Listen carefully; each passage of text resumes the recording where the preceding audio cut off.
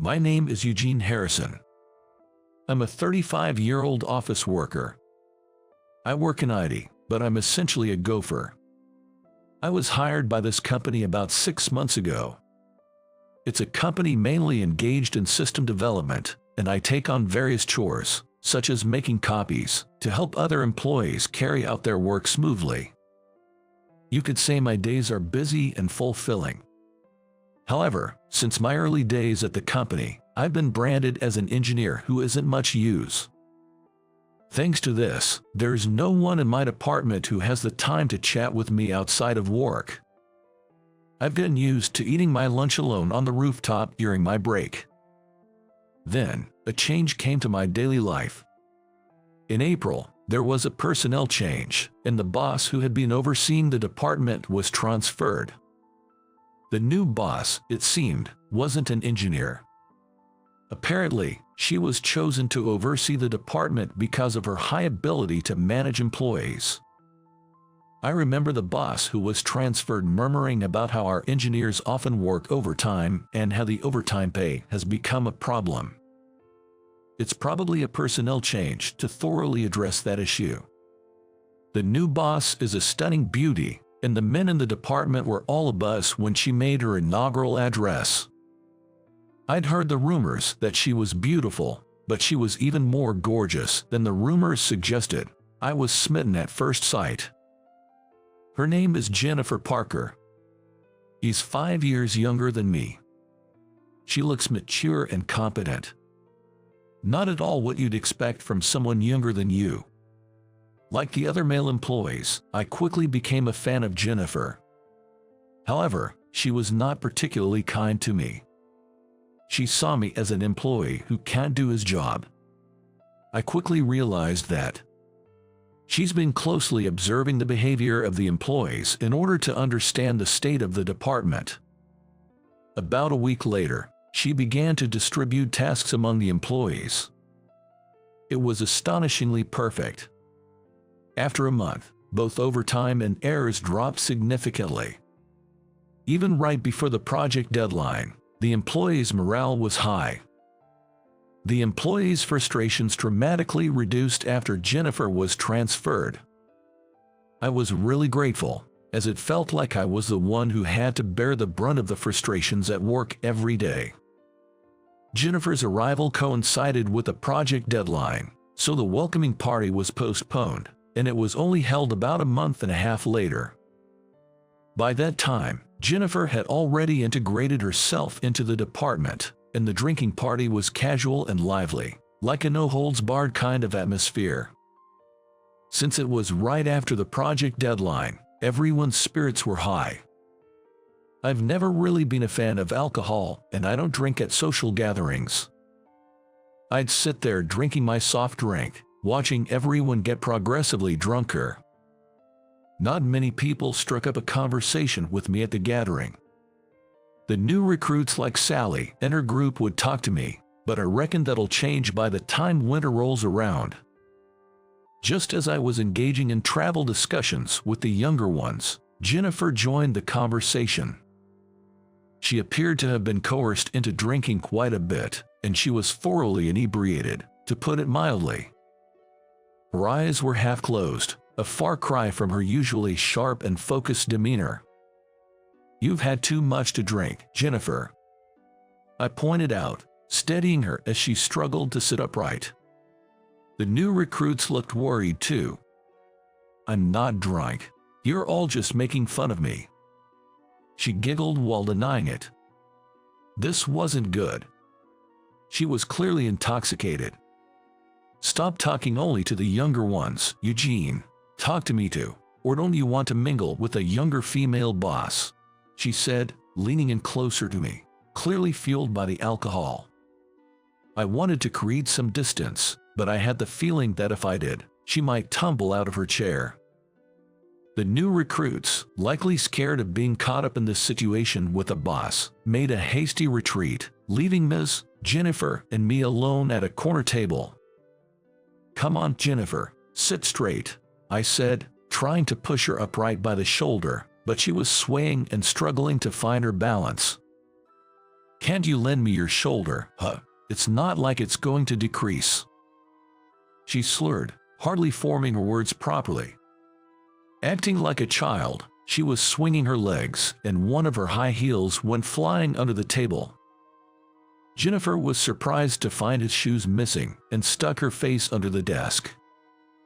The next moment, she started laughing uproariously. You always put on such a serious face, Eugene, but I can tell you're really good at your job. You think you've got me fooled, but you're just underestimating me, she said, puffing out her cheeks. This caught me off guard. As far as I knew, only the CEO was aware of my background, and it seemed unlikely that Jennifer would have been informed. Did she notice something from the way I usually act? You're underestimating me, she yelled, playfully punching me with a weak cat punch. I have two things I don't like: alcohol and drunks. This was getting out of hand. Could someone give me a hand with Jennifer, please? I called out to the bustling tables around us, and a colleague came over to help the drunk Jennifer. Even as she was being led away, she didn't let go of my arm. Jennifer's colleague, Jane, who joined the company at the same time as her, informed me that she had asked Jennifer's sister to pick her up. A taxi was on its way. Despite her low alcohol tolerance, she loves her booze, Jane chuckled, sharing some inside information. By this point, Jennifer had started dozing off, still clinging to my arm. You've become her favorite, Jane laughed as she observed this. Jennifer's pickup arrived about 15 minutes later. I apologize for the trouble my sister has caused, a woman who looked strikingly like Jennifer said when she arrived. But her vibe was completely different. She clearly didn't seem like a corporate worker. Excuse me, I'm Kate, Jennifer's sister. I'm sorry for any trouble she's caused. Her sister deeply apologized to me, making me feel somewhat embarrassed. She had a cab waiting outside the bar, so I helped Jennifer to the cab. During this time, I noticed that Kate kept glancing at me. Is there something on my face? I asked while checking my face with my hand. Kate shook her head and said, No. Are you a systems engineer? I was asked by Kate, and I explained my job to her. I admitted that I was a systems engineer, but mostly worked on various tasks. At this, Kate tilted her head curiously. Her gesture seemed youthful, and I found it adorable. At the same time, something in my memory was nagging at me. I recalled feeling the same uneasy sensation when I first met Jennifer. The inexplicable unease continued even after they got in the cab and left. The next day, as soon as I got to work, Jennifer grabbed my arm and said, I'm really sorry. I heard I was really bothering you yesterday. She kept apologizing, making me feel bad.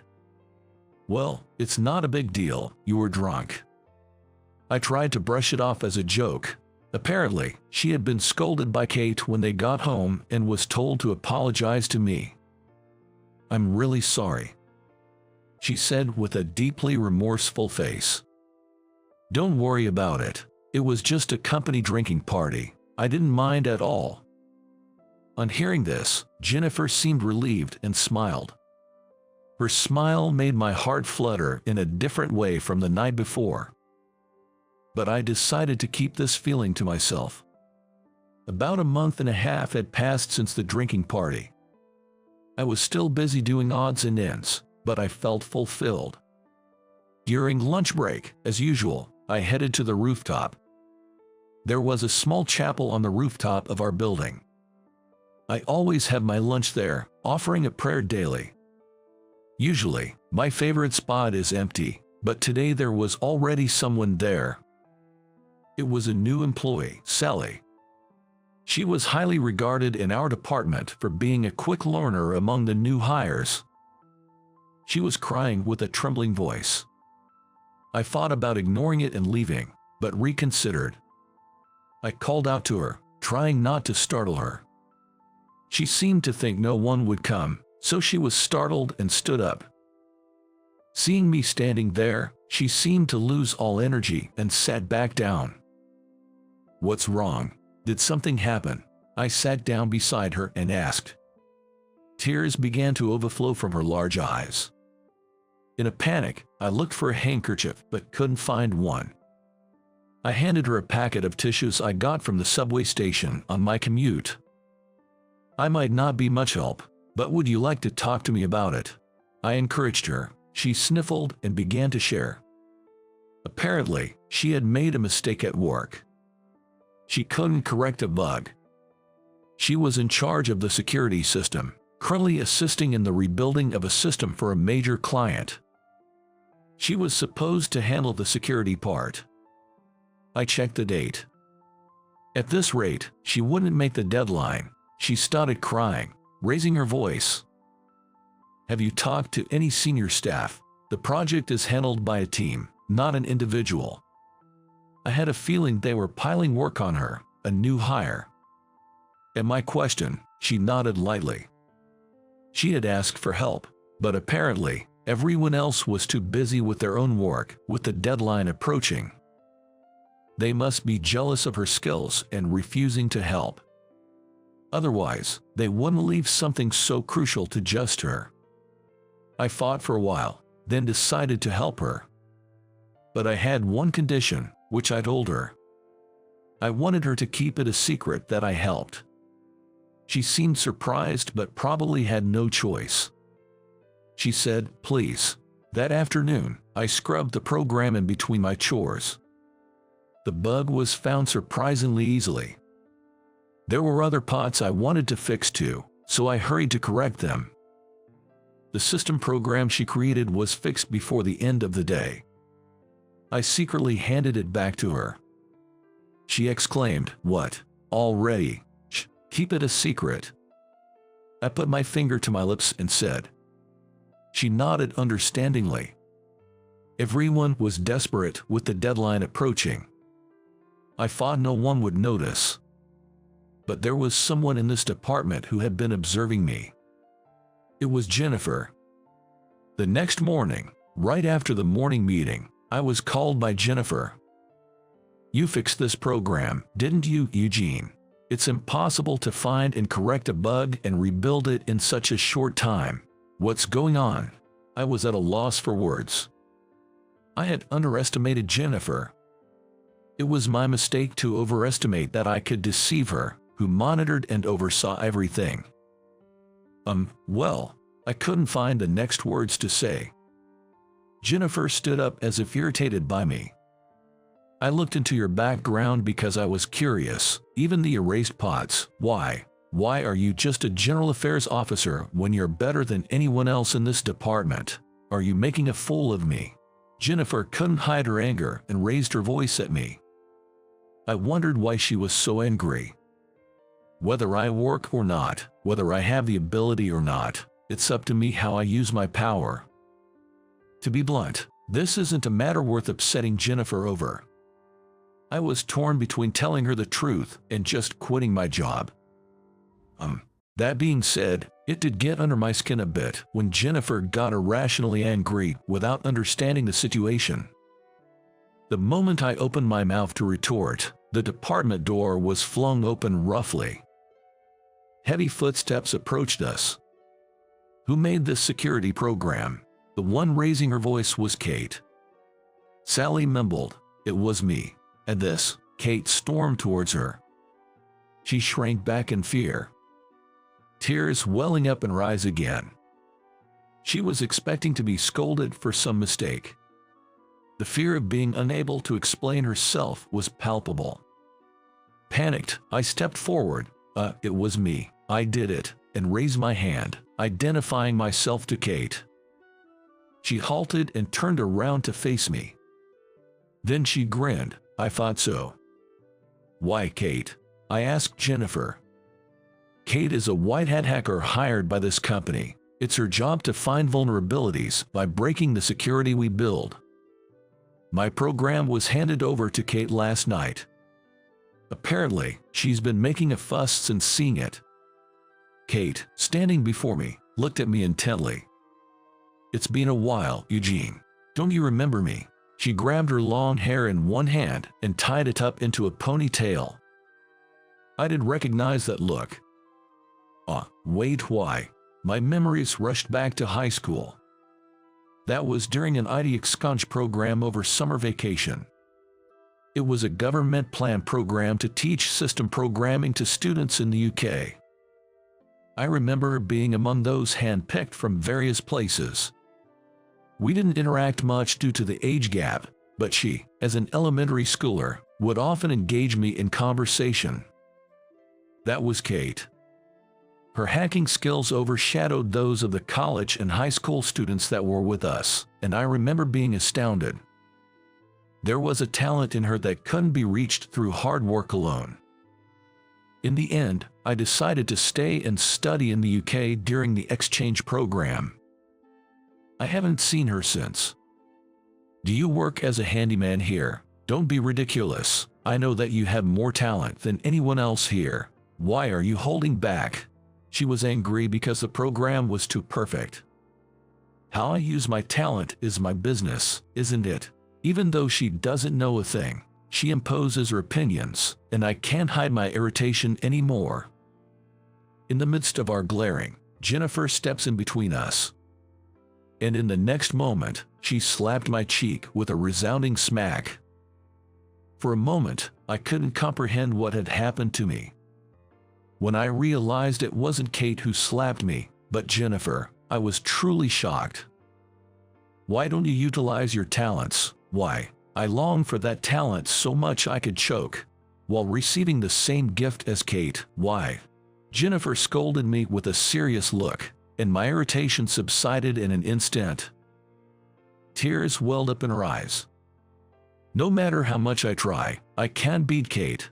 Dad's favorite isn't me. It's Kate. Why? Because I don't have a gift, even though we are twins. What's different between me and Kate? At Jennifer's words, Kate hung her head. It's not Kate's fault, and it's not Jennifer's fault either. It's nothing but a cruel joke by God. Jennifer then dashed out into the hallway. Go after her. Take responsibility, Kate said, still looking down. Twins are strange. They always want the same things. I have the best gift. So Eugene, you can give yours to Jennifer. I couldn't see Kate's face as she was still looking down. But then, I remembered. The last day of that summer vacation. Kate wrapped a small piece of wire around my ring finger and said, "Please remember to find me. When we grow up, I'll become your wife." I thought it was a joke from a grade schooler and soon forgot about the promise. I'm sorry, I have to go.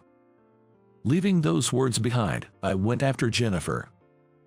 I saw her turning the corner of the hallway and climbing the stairs to the rooftop. Wait, Jennifer. Even though I called out to her, Jennifer didn't stop. There was a loud bang, and the rooftop door opened. When I got to the rooftop, Jennifer was hunched over, hugging her knees, beside the small chapel. She was burying her face in her knees. I quietly sat next to her. I'm sorry, I said some horrible things. I apologized to Jennifer for my arrogant words. My apology itself might have been taken as arrogant. Even so, I wanted to apologize. Jennifer shook her head slightly at my apology. It's not something you should apologize for, Eugene. I'm sorry for speaking without knowing anything. As she said this, she raised her head. Her eyes were red. I just want you to listen to my story for a little while. I started talking with that preface. Since returning from the UK, I was working hard as a systems engineer at a company my friend started. Everything was going well. But the friend who became successful seemed to see me as a hindrance. He spread rumors that I had stolen the system someone else created and tarnished my credibility in the industry. Moreover, he claimed all of my accomplishments as his own at industry parties. I lost everything. I didn't want to trust anyone anymore, and I didn't want to use my talents for work. The one who picked me up when I was down was the CEO of this company, We had worked together before. He hired me, saying it's okay to take it easy. This was a story I had never told anyone. Jennifer listened to my story with a serious expression. After speaking out, I felt a strange sensation, as if a weight had been lifted from my chest. I tried hard, but I was never good enough. I don't have the talent or the sense like Kate. That's why I worked hard to acquire other talents. To be successful as a career woman. That's what Jennifer vowed to herself. But every now and then, she said it hurt to see Kate. She explained that she was angry at me for holding back my talents even though I had them. If I think about it, I was just taking out my frustrations on you, Eugene. I'm sorry. Her sideways glance still looked somewhat childlike. The gap between this and her professional demeanor at work was charming. It may sound arrogant, but I want to use my talent for you from now on. It was the confession of a lifetime. Upon hearing my words, Jennifer opened her eyes wide in surprise. Her expression reminded me of a surprised cat, and it was extremely cute. I've been constantly charmed by her different sides. Are there any lies in what you just said? She asked while peering into my eyes. Of course not. In sickness and in health. My words were cut off by Jennifer's hands. Her face was bright red. Looking away, she said curtly, "Isn't that a bit too soon? That's how serious I am." I stood up. I extended my hand to Jennifer, who was looking up at me, and without any hesitation, she took my hand. The woman who stood up was no longer a young girl. She had returned to her professional, working woman's demeanor. Then, start working hard from today. Don't hold back your skills. Sure, I said to her with a smile. She squinted her eyes slightly, as if looking at something dazzling. Using my talents for her. I wondered if there could be any greater happiness. Years later, she was laughing next to me in a wedding dress. Many people asked me if it was hard to have her as a boss, but it was not hard at all. I was proud to be able to help her every day. I promise to make you happy. I want you to smile and be in a good mood every day. At my words, Jennifer quietly nodded. I'm ready to walk through life together with her from now on.